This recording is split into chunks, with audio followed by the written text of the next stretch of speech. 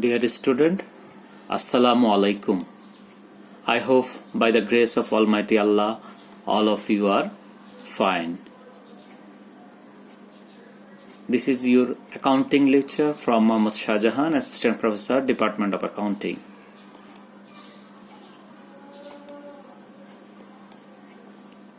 You know, the situation of the country or world is not fine. That's why we are in this type of lecture. We have shortage of equipment, that's why it may have some shortcoming, but inshallah we will overcome all the things. Today lecture 1 on chapter 4, and you know your chapter 4 is capital and revenue transaction. And learning outcome, what we will learn from this chapter.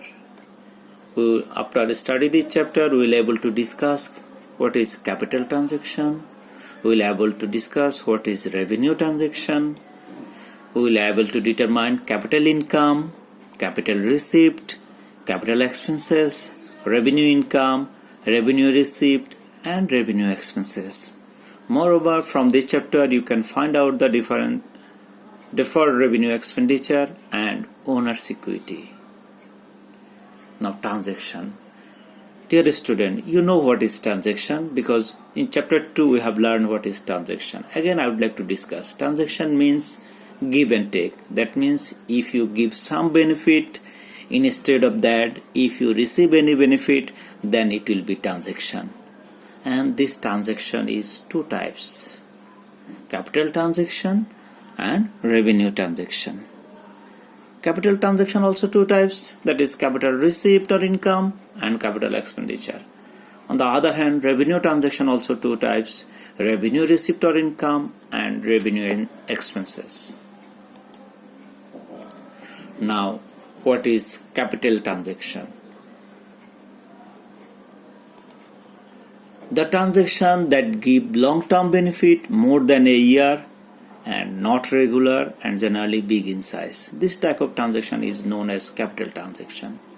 That means if any transaction will give us service more than one accounting year, generally 1 year is known accounting year, and it will be a capital transaction. And this type of will not occur in the business regularly, and generally this type of transaction is big in size.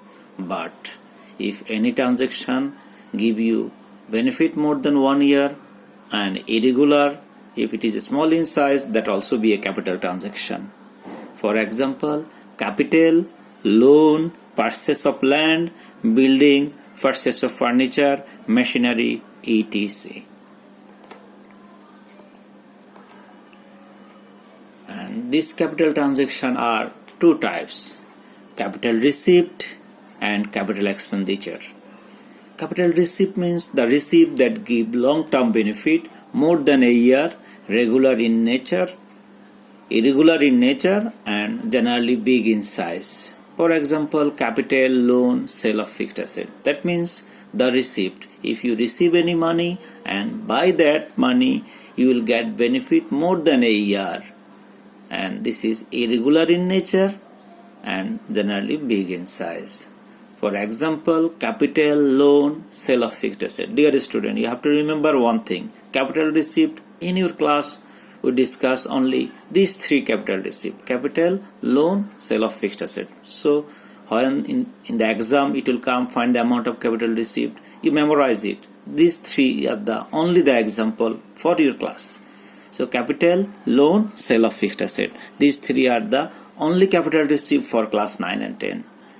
Then capital expenditure, the payment that give long-term benefit more than a year, irregular in nature and generally big in size. That means if we paid money and by that if we receive any benefit, that will give benefit long-term, more than a year. And this type of transaction will not occur regularly in the business, and this is generally big in size. For example, purchase of land, purchase of building, purchase of furniture, purchase of equipment, machinery. That means fixed asset purchase are generally example of capital expenditure.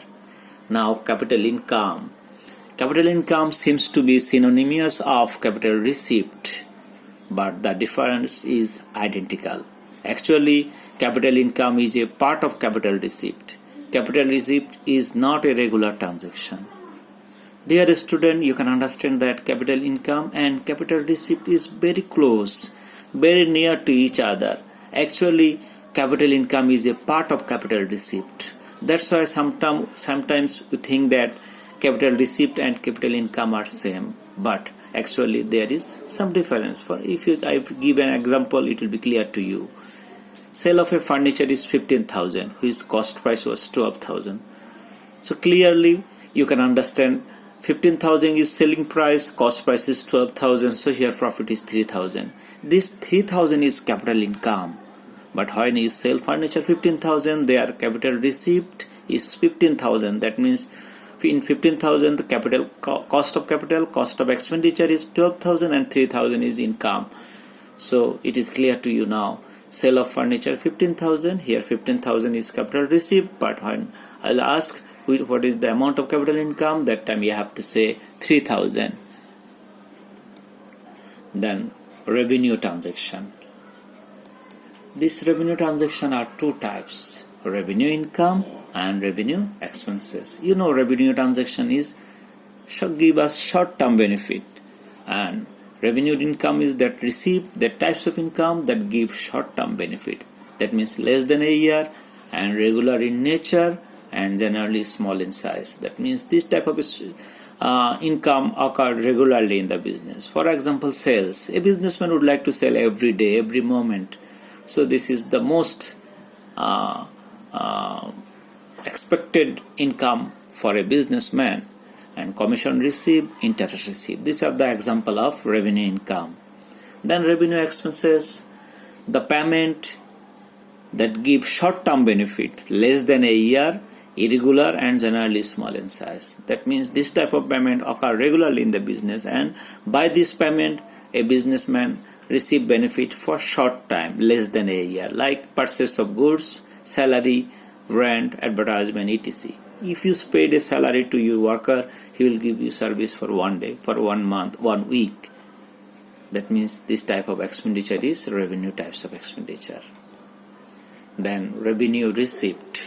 Revenue receipt gives short-term benefit, less than a year, regular and generally small in size. For example, interest received, in which 1,000 for next year. Here 5,000 is revenue received and 4,000 is revenue income.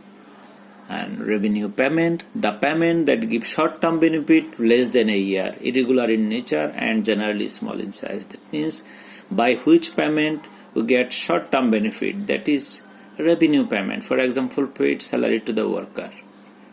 Take 15,000, in which 5,000 is for last year. Here 15,000 is revenue payment. That means whatever amount you paid, all full are revenue payment.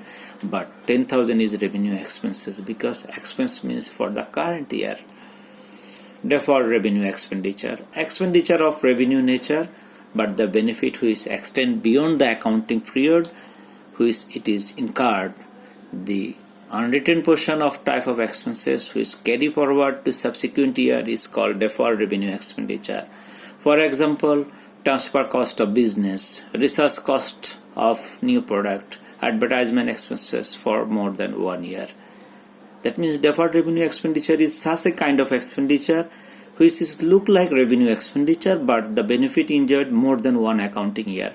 That's why it is called revenue expenditure.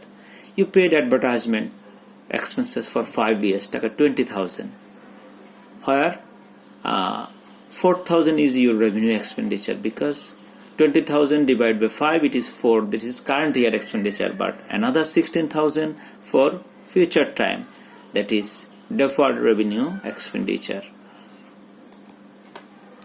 Dear student, what you have learned from this lecture? You have to do now. Write some example of capital receipt, write some example of capital expenses, write some example of revenue income, write some example of revenue expenses. If you can do this, then inshallah you can successfully overcome from this chapter. This is your homework. let me discuss your homework so that you can do it easily at your home. Look at the requirement at first. Calculate the amount of capital receipt. So I have discussed earlier what is capital receipt. Capital receipt, that means regular receipt.